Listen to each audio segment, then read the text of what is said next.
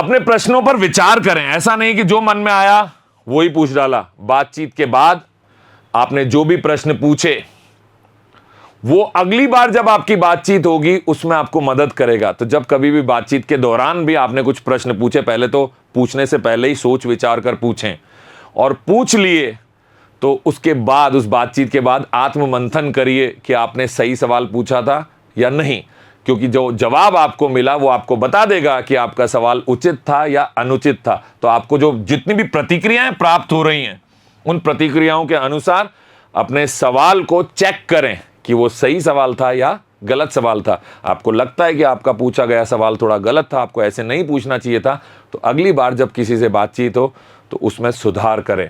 यही सुधार का तरीका है जब आप प्रतिक्रियाएं प्राप्त करते हैं और साथ ही साथ जब आप आत्ममंथन करते हैं। विचार करें कि आपके प्रश्न आपके संचार लक्ष्यों को प्राप्त करने में कितने प्रभावी थे।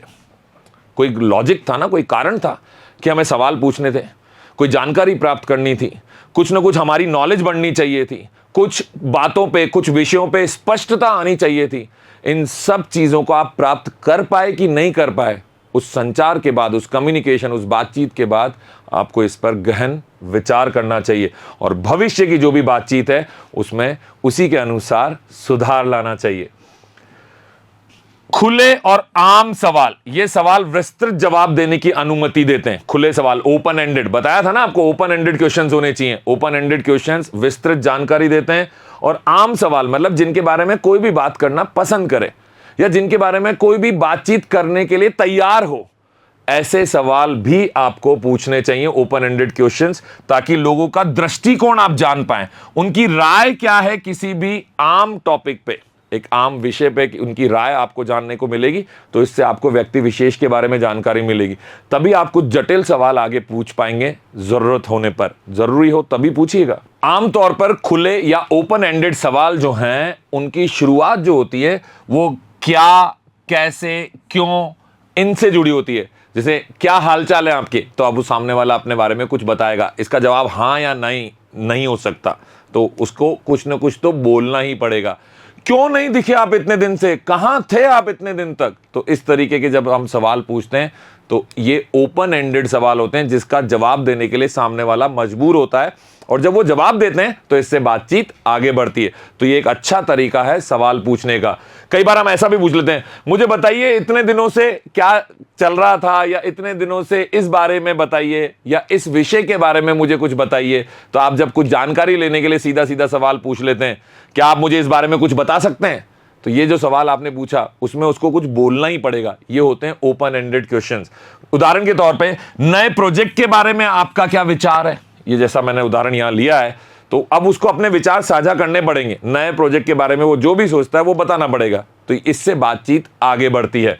वहीं दूसरी ओर अगर हम क्लोज एंडेड क्वेश्चंस की बात करें, ऐसे सवाल जिनको हम कह सकते हैं बंद अंत वाले सवाल, मतलब बातचीत बंद हो जाती है इसके आगे। क्यों बंद हो जाती है? क्योंकि आपने सवाल ही ऐसा पूछा जिसका जवाब सामने वाला हां या ना में देगा। अब अगर आप हां या ना में जवाब आपको मिल गया तो बातचीत वहीं रुक गई, वो सामने वाला जवाब देके फ्री हो गया। अब ऐसी स्थिति में आपको बातचीत आगे बढ़ाने के लिए फिर नए सवाल पूछने पड़ेंगे। तो कोशिश करिए कि क्लोज्ड एंडेड क्वेश्चन से बचें अगर आप बातचीत को आगे तक लेके जाना चाहते हैं। ऐसा नहीं है कि क्लोज्ड एंडेड क्वेश्चंस हमेशा बुरे होते हैं। क्लोज्ड एंडेड क्वेश्चंस अच्छे होते हैं उस जगह पर जब आप स्वयं भी बातचीत को ज्यादा लंबा खींचने की इच्छा नहीं रखते, आप भी हां या ना में जवाब सुन के आगे बढ़ना चाहते हैं।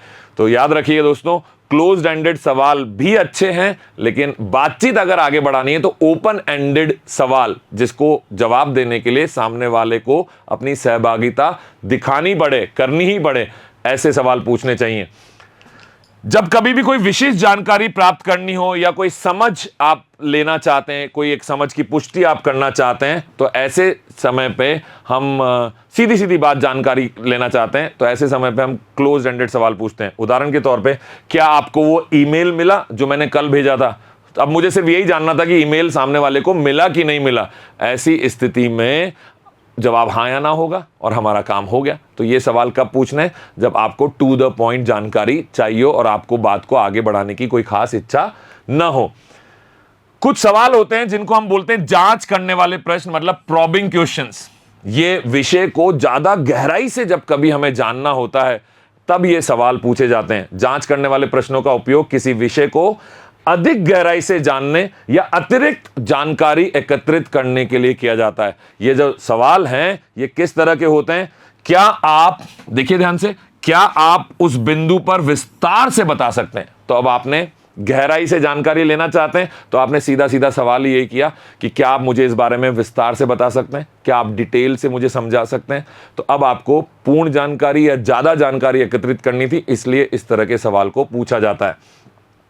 फिर क्वेश्चंस आते हैं, ऐसे सवाल आते हैं जिनको हम बोलते हैं क्लैरिफाइंग क्वेश्चंस, मतलब स्पष्टीकरण प्रश्न। किसी भी विषय पे, किसी भी जानकारी पे हमें अगर कुछ स्पष्टीकरण चाहिए, हमें चाहिए कि आप मुझे बताइए ये ऐसा सही है कि गलत है, तो जब कभी हमें स्पष्टीकरण चाहिए तो इन प्रश्नों का उपयोग किया जाता है, जो कही गई बात के स्पष्टीकरण या पुष्टि की मांग करके आपसी समझ सुनिश्चित करने में मदद करते हैं।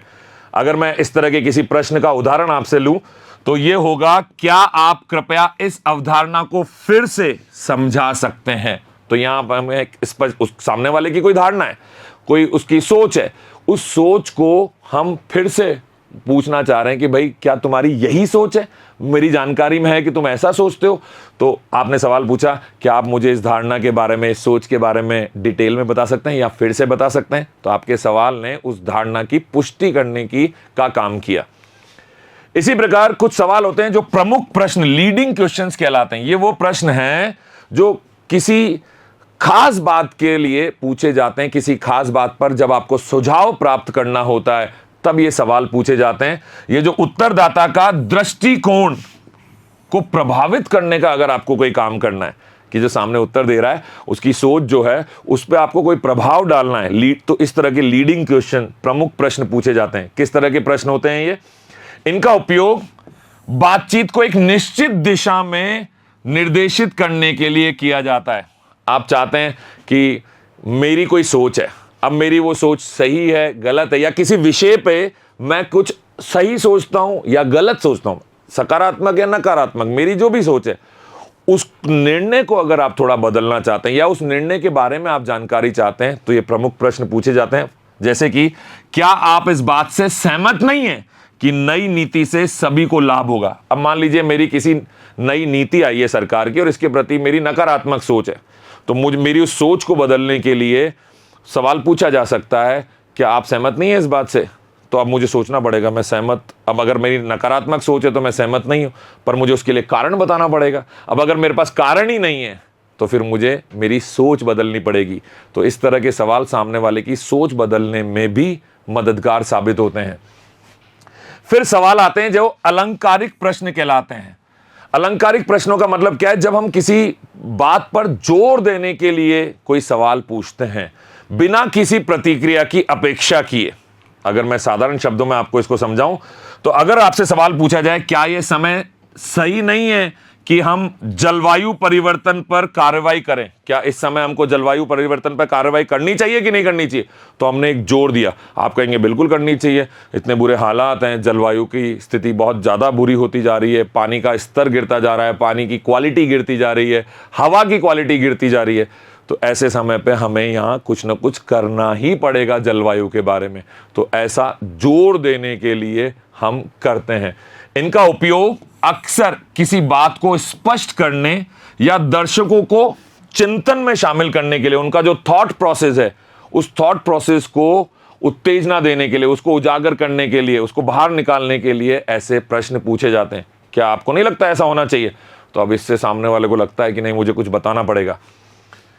फिर सवाल आते हैं जिनको बोलते हैं हम चिंतनशील प्रश्न। चिंतनशील प्रश्न क्या है?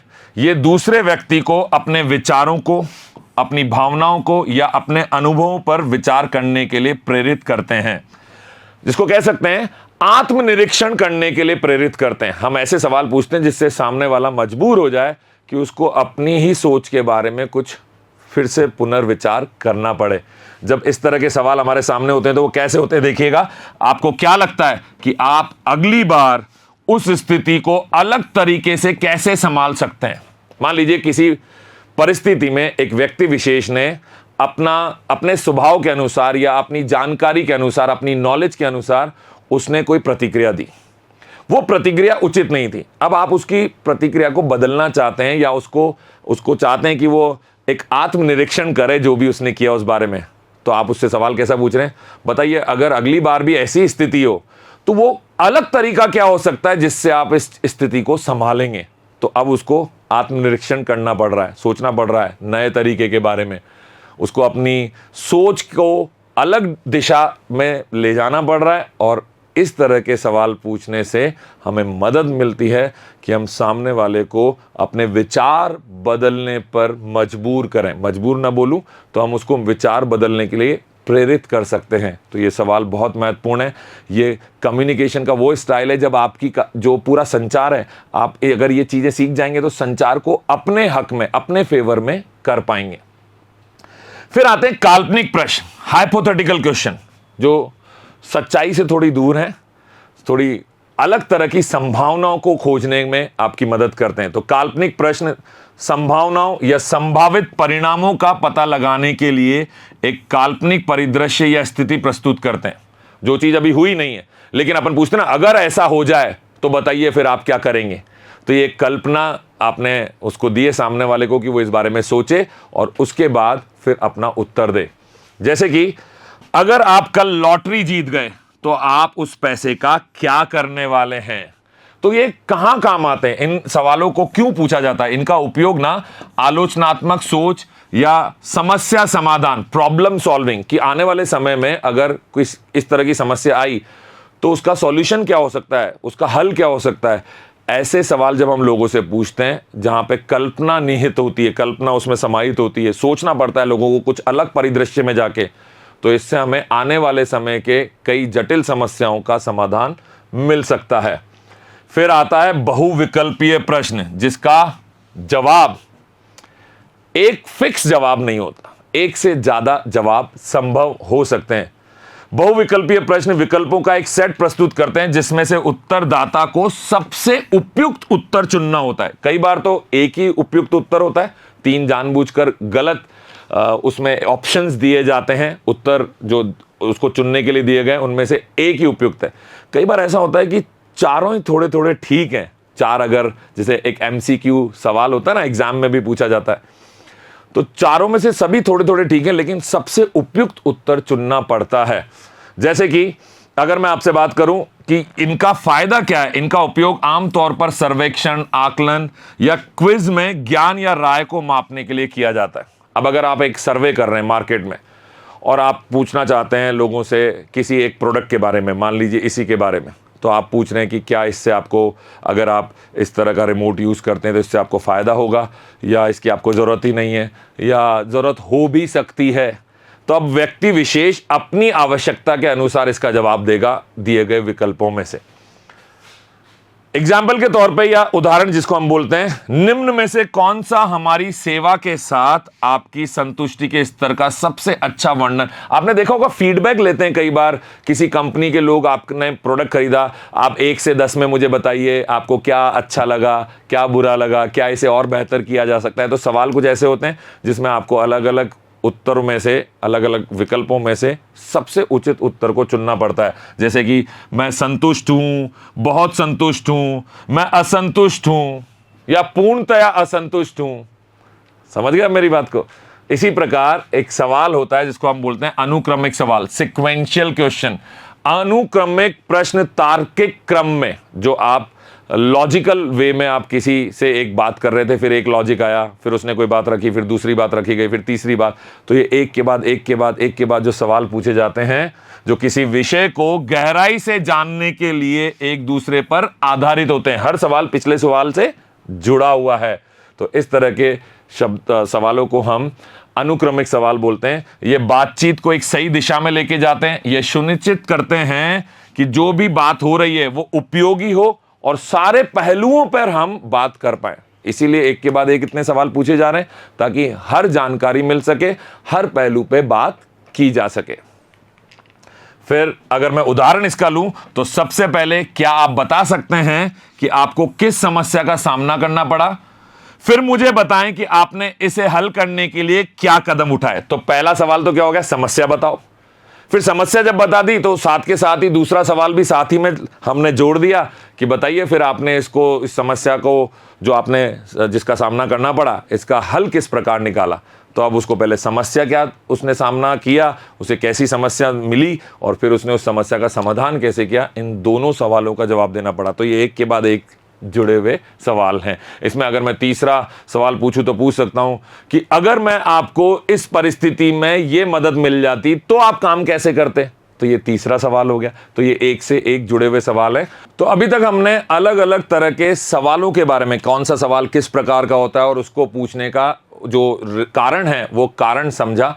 अब हम समझेंगे कि सवाल बनाते वक्त या सवाल पूछते वक्त जब आप अपने मन में सवाल तैयार करें, आपको किन बातों का ध्यान रखना चाहिए। तो सबसे पहली बात, आपका सवाल स्पष्ट होना चाहिए, संक्षिप्त होना चाहिए, टू द पॉइंट सवाल पूछिए। सुनिश्चित करिए कि आपके सवाल से वो बात सामने वाला जवाब के तौर पे दे जो आप सुनना चाहते हैं। तो स्पष्ट सवाल पूछें।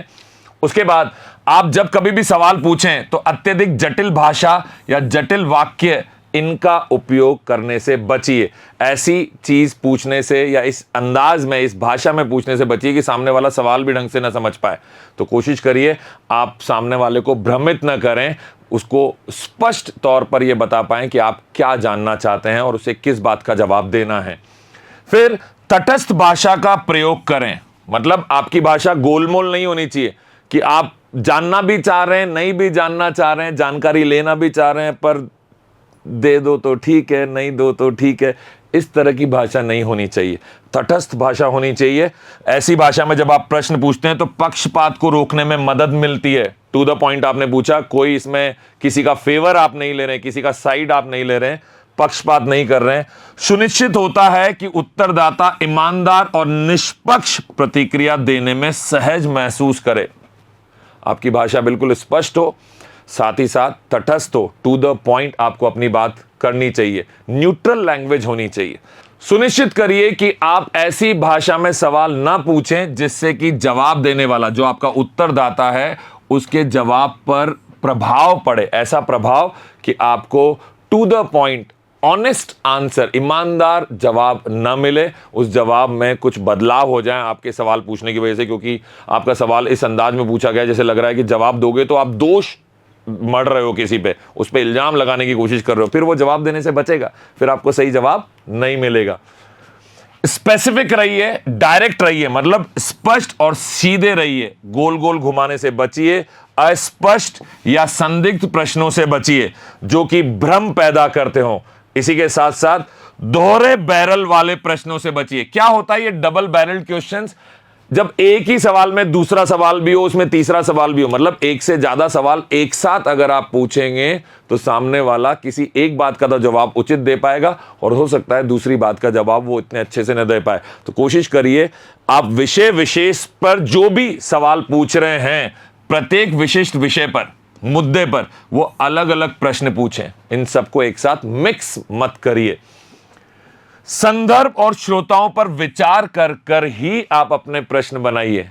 आप किससे प्रश्न पूछने जा रहे हैं ये आपके मन में होना चाहिए पहले से।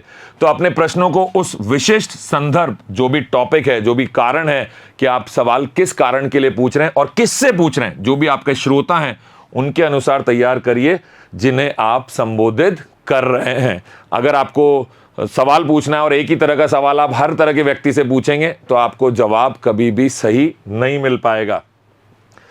जो भी प्रासंगिकता है, जो भी आपका कह सकते हैं जिस कारण से आप बात करना चाह रहे हैं, वहां तक पहुंच सुनिश्चित हो जाए, उस जगह तक आपका बात चली जाए। इसके लिए प्रश्न बनाते समय सांस्कृतिक मानदंडों का ध्यान रखिए, सम्मान पूर्वक रखिए। भाषा जो है उसमें भी आप थोड़ा बदलाव कर सकते हैं और जो भी आपका पूर्व ज्ञान है उस बारे में, उस ज्ञान के अनुसार अपना सवाल पूछिए।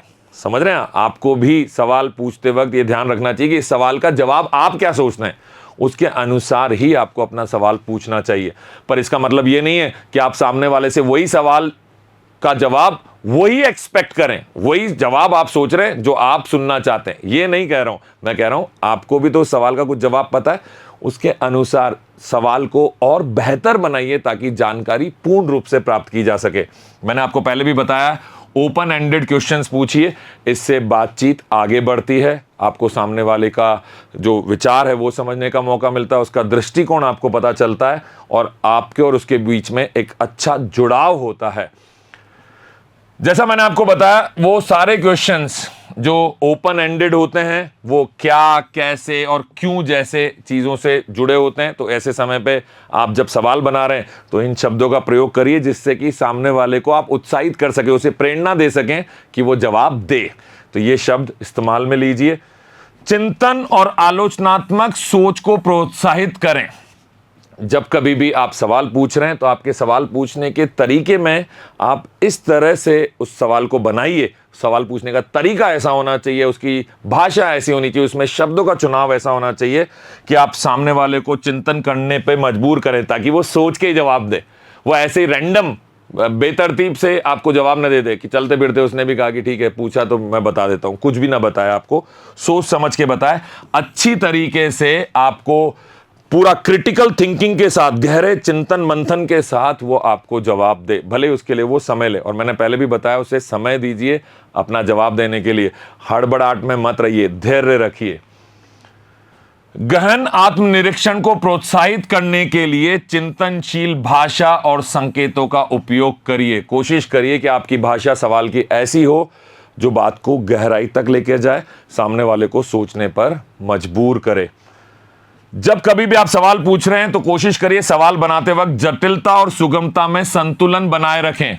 सवाल कभी कभी जटिल हो सकता है विषय के अनुसार, लेकिन फिर भी पूछने का तरीका ऐसा होना चाहिए कि जटिल सवाल को भी आसानी से पूछा जा सके और सामने वाला जवाब देने के लिए तैयार हो। हमें सामने वाले की मानसिकता के अनुसार अपनी भाषा का चयन करना होगा, पूछने के तरीके का चयन करना होगा। तो प्रश्नों की जटिलता और उत्तरदाता की उन्हें समझने की जो क्षमता है उसके अनुसार ही आपको सवाल पूछना है। वो संतुलन आपको हमेशा बनाए रखना है। उम्मीद कर रहा हूं आपको मेरी हर एक बात अच्छे से समझ में आ रही है, और अगर आप समझ पा रहे हैं तो मैं कहना चाहता हूं कि उत्तरदाता को अत्यधिक जटिल प्रश्नों से परेशान मत करिए, वो फिर आपके प्रश्नों का जवाब देने से बचेगा। लेकिन जटिल विषयों पे जब भी आपको बात करनी है तो सरल तरीके से सवाल पूछिए। विषय जटिल है, बहुत गहराई वाली बात कर रहे हैं आप, किसी गहरी बात पे आप जानकारी लेना चाह रहे हैं, लेकिन उसे बड़े आराम से सटीक शब्दों में, सरल शब्दों में पूछिए। जब आप सवाल बना रहे हैं तो संवेदनशील और सम्मानजनक बनिए। सवाल पूछने का मतलब यह नहीं है कि आप कोई पुलिस इंस्पेक्टर हो गए और सामने वाला आदमी अपराधी है। इस भाव से सवाल मत पूछिए। हमेशा संवेदनशील रहिए। कोशिश करिए कि आप सामने वाले व्यक्ति से सवाल तो पूछ रहे हैं लेकिन आप उसके सम्मान को ठेस ना पहुंचाएं। तो सम्मानजनक तरीके से सवाल पूछिए। साझा करने के लिए एक सहायक और सुरक्षित वातावरण बनाने के लिए गैर निर्णयात्मक और सहानुभूतिपूर्ण तरीके से प्रश्न पूछें। कितनी सारी बातें एक साथ आ गई हैं। जब कभी भी आप कुछ एक्सचेंज ऑफ नॉलेज चाहते हैं, कुछ साझा करना चाहते हैं, एक दूसरे से ज्ञान लेना चाहते हैं, जानकारी लेना चाहते हैं, तो एक ऐसा माहौल में बात करिए, ऐसी जगह बात करिए जहां सवाल पूछना। अब बहुत सारे लोगों के बीच में अगर आप कोई संवेदनशील सवाल पूछेंगे तो सामने वाला भले ही आपको जवाब देना चाहता है पर आसपास के माहौल की वजह से वो आपको जवाब देने से बचेगा। तो कोशिश करिए माहौल भी सहयोग करने वाला हो, तभी आप सही तरीके से प्रश्न पूछ पाएंगे और वो सही तरीके से जवाब दे पाएगा। और आप तो शायद प्रश्न पूछ भी लें पर उसको जवाब सही वो आपको दे, इसके लिए माहौल ठीक होना चाहिए। परीक्षण करें और दोहराएं। किसी भी दिए गए संदर्भ में जो भी टॉपिक चल रहा है उसमें सबसे अच्छा क्या काम करता है यह निर्धारित करने के लिए विभिन्न प्रश्न प्रारूपों और वाक्यांशों के साथ प्रयोग करें। ऐसा नहीं है कि आपके मन में एक सवाल आया, अब मैं ऐसे ही पूछता हूं, मैं तो ऐसे ही पूछूंगा। उस पर थोड़ा सा मंथन करिए, देखिए कि यह सवाल और बेहतर तरीके से कैसे पूछा जा सकता है। ऐसे उसके 2-3 प्रारूप बनाइए और फिर जो आपको सबसे सटीक, सबसे बेहतर प्रारूप लगे उस प्रारूप के अनुसार ही अपना प्रश्न बनाइए, फ्रेमिंग करिए क्वेश्चन की। और सबसे खास और अंत में मैं आपको बताना चाहूंगा, जो भी उत्तरदाता है इनसे प्रतिक्रिया जरूर मांगिए। जब आपने सवाल पूछे, उन्होंने जवाब दिए, तो अपने सवाल के बारे में भी अगर आप प्रतिक्रिया, फीडबैक ले सकते हैं तो वो आपको फीडबैक जरूर लेना चाहिए। और समय के साथ अपने प्रश्नों की प्रभावशीलता को और इफेक्टिव क्वेश्चंस बनाने के लिए और दमदार सवाल बनाने के लिए अगर आप इंटरव्यू लेना चाहते हैं और जानकारी चाहते हैं, बेहतर तरीके से चाहते हैं, तो वो जो आपको फीडबैक मिला है उस फीडबैक के आधार पर अपने प्रश्नों को बदलिए, उसमें बदलाव करिए, उन्हें और प्रभावशाली बनाने के लिए उसमें इम्प्रूवमेंट करिए। तो मैं उम्मीद करता हूं कि आपको इस भाग 16 में ऐसी कई सारी चीज़ें पक्के से पता चली होंगी जिनसे आप अपना कम्युनिकेशन, अपना संचार और ज़्यादा बेहतर बना सकते हैं। जल्दी मुलाकात होगी अगले भाग में, तब तक के लिए धन्यवाद।